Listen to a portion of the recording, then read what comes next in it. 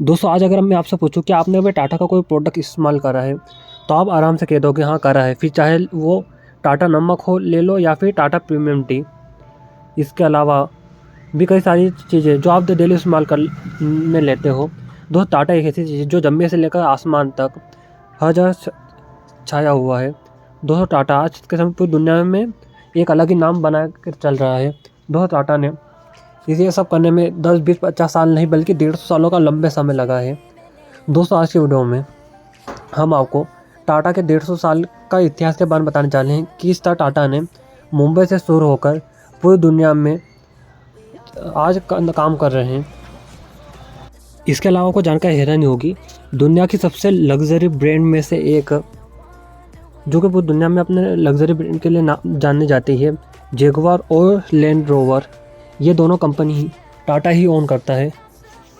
इसके अलावा कई बड़ी बड़ी कंपनी हैं जो न सुनने में तो आपको विदेशी लगेगी, लेकिन वो एक भारतीय ही कंपनी है जिस टाटा ओन करता है। इसके बारे में आपको बताएंगे आगे। दोस्तों कहानी की शुरुआत होती है 3 मार्च साल 1849 को, जब एक फारसी परिवार में एक बच्चे का जन्म होता है जिसका नाम होता है जमशेदजी टाटा, जिसे इंडियन इंडस्ट्री का जनक भी कहा जाता है। जिन्होंने एल्फिंस्टन कॉलेज से पढ़े करीब साल 1858 को। उन्हें हमेशा से ही बिजनेस में बहुत ज़्यादा इंटरेस्ट था। यह कारण था कि अपनी पढ़ाई पूरी करने के बाद वो अपने पिता के साथ बिजनेस लाइन में जुड़ गए। दोस्तों उस समय भारत में अंग्रेज़ों का राज चल रहा था। उस समय अमेरिका में सिविल वॉर शुरू हो गई, जिस कारण अंग्रेज़ों को कॉटन सप्लाई मिलनी बहुत ज़्यादा कम हो गई और बॉम्बे मार्केट में कॉटन की बहुत ज़्यादा डिमांड बढ़ गई। तब भी जमशेदजी टाटा ने समझ लिया कि इसकी डिमांड बढ़ गई। उसके बाद उन्होंने एशियाटिक बैंकिंग कॉर्पोरेशन ज्वाइन कर लिया। साल 1870 में जमशेदजी टाटा ने 21,000 की कैपिटल के साथ कॉटन की कंपनी शुरू करी, लेकिन उनको एक जगह चाहिए थी। जिसके बाद उन्हें बंद पड़ी मिल को ख़रीद लिया और वहाँ पे अपनी कॉटन की कंपनी शुरू करी, जिसके बाद उसका नाम रखा अलेक्जेंडर मिल। जिसके बाद अच्छी खासी चलने के बाद 2 साल बाद उन्हें बेच दिया और 1874 में नागपुर में एक मिल खोली। उस समय भारत में अंग्रेज़ों का राज था। क्वीन विक्टोरिया, जिससे उस समय एम्प्रेस भी कहा जाता था, इसी कारण जमशेदजी टाटा ने समय को देखते हुए अपनी मिल का नाम एम्प्रेस मिल रखा और यहीं से टाटा ग्रुप की नींव भी रखी गई थी। जमशेदजी टाटा के 4 बड़े सपने थे। पहला आयरन स्टील कंपनी शुरू करना, दूसरा सबसे यूनिक होटल बनाना, तीसरा हाइड्रो इलेक्ट्रिक प्लांट शुरू करना और चौथा लर्निंग इंस्टीट्यूट, मतलब ऐसे लर्निंग इंस्टीट्यूट बना जिससे लोगों को मदद हो सके। उनको पता था कि ये 4 सपने दुनिया के बदल कर रख देंगे। जमशेदजी टाटा का पहला सपना पूरा हुआ साल 1903 में, जब उन्होंने मुंबई में भारत का पहला 5 स्टार होटल ताज होटल की शुरुआत करी। ये भारत का पहला होटल है जिसमें इलेक्ट्रिक की सुविधा मौजूद थी, लेकिन 19 मई 1904 को उनकी मौत हो गई। उनके 3 सपने अधूरे ही रह गए। जिसके बाद साल 1907 को Tata iron and steel company की शुरुआत की गई, जिसे उस समय टिस्को के नाम से जाना जाता था, जिसे आज टाटा स्टील के नाम से पूरी दुनिया जानती है। भारत में इंडस्ट्रियल रिवोल्यूशन लाने का काम इसने ही करा था, जिसके बाद ये पूरी दुनिया में बहुत ज़्यादा चाहने लगी। हर कोई अपना रॉ मटेरियल इससे ही मंगवाता था। पूरी दुनिया में इसकी डिमांड बनने लगी। जिसके बाद दोराबा टाटा ने अपना पहला ऑफिस लंदन में शुरू करा। साल 1910 में उन्होंने पहला टाटा पावर प्लांट शुरू किया गया था। इसी के अंडर वेस्टर्न में पहला हाइड्रो पावर प्लांट भी शुरू हुआ था।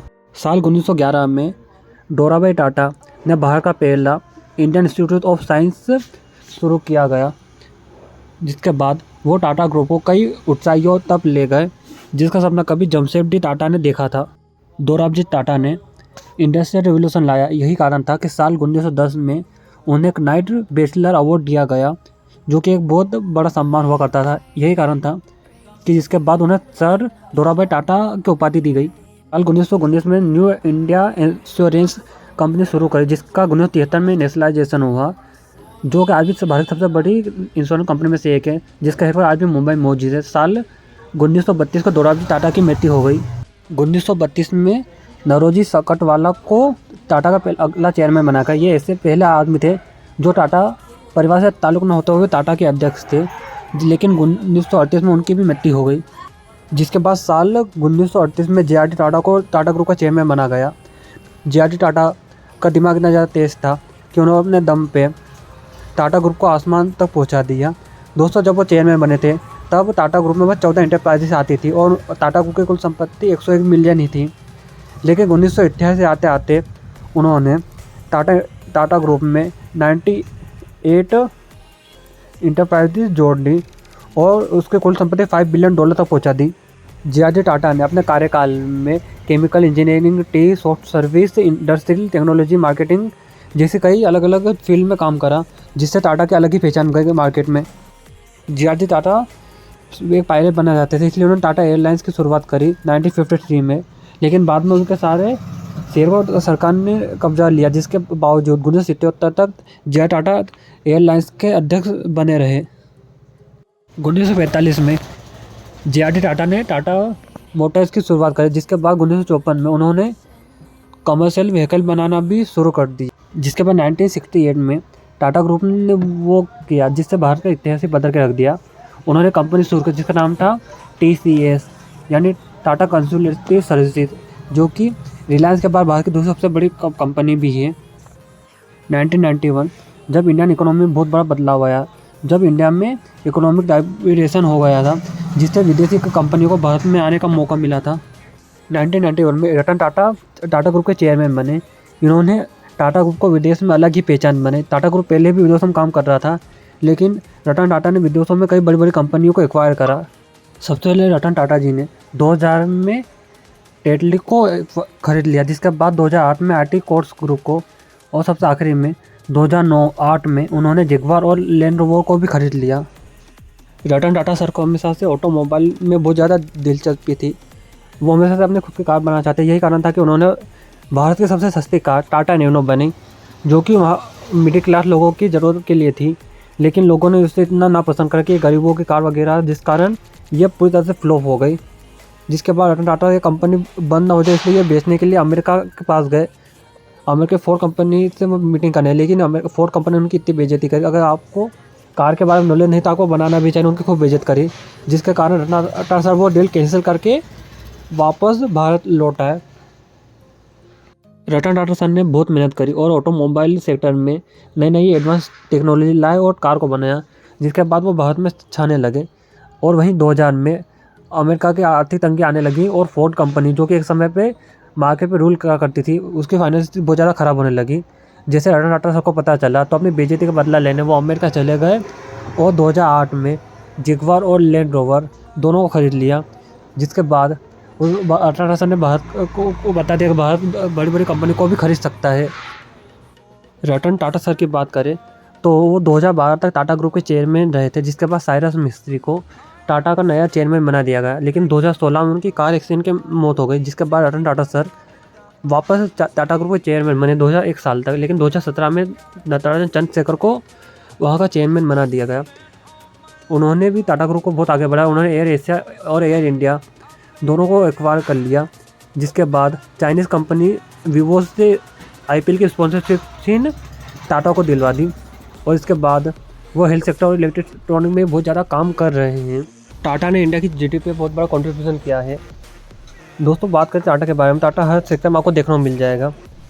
टाटा दोस्तों एग्रीकल्चर से लगाकर ऑटोमोबाइल हर जगह आपको मिल जाएगा।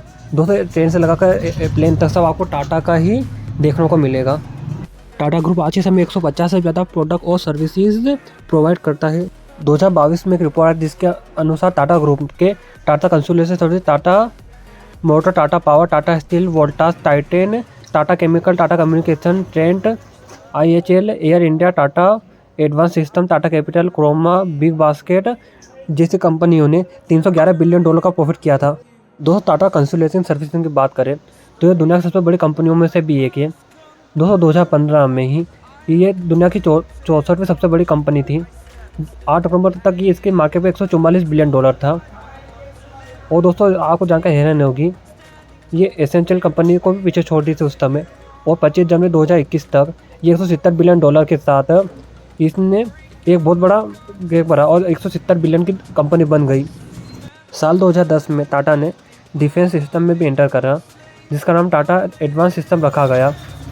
और उसने फाइटर जेट वगैरह कई अलग अलग हथियार भी बनाए। दोस्तों 2023 तक इसका मार्केट कैप $10 बिलियन हो चुका था। टाटा भारत की सबसे बड़ी चैरिटेबल ऑर्गेनाइजेशन है, जिसे टाटा सन्स चलाते हैं। इसके अलावा ये विदेश में भी बहुत ज़्यादा दान करते हैं। इसके अलावा ये कई सारे ट्रस्ट चलाते हैं, जैसे sir डोराभाई Tata trust, sir Ratan Tata trust. इसके अलावा भी ये कई तरीक़ों से लोगों की मदद करते हैं।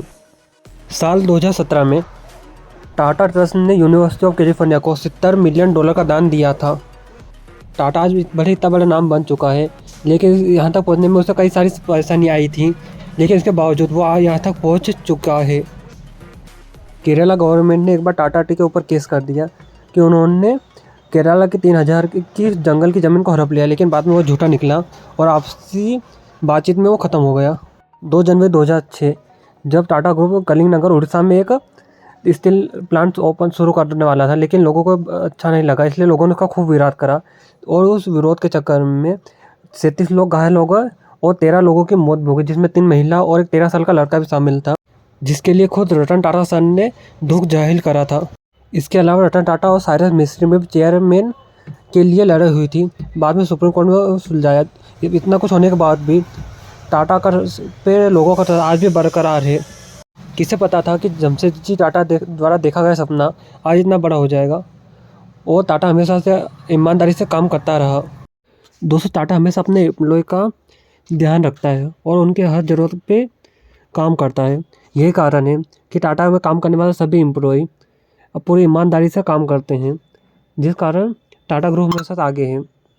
दोस्तों, और इससे रतन टाटा की बात करें, जब से रतन टाटा चेयरमैन बने उसके बाद से ही टाटा ग्रुप बहुत अपनी ऊंचाइयों तक पहुंच गया है। दोस्तों, जे.आर.डी. टाटा के बाद रतन टाटा ही वो आदमी थे जिन्होंने टाटा ग्रुप को इतना ऊपर तक पहुंचाया है। आज भले वो हमारे बीच नहीं है, लेकिन उनकी यादें हमेशा हमारे साथ रहेगी।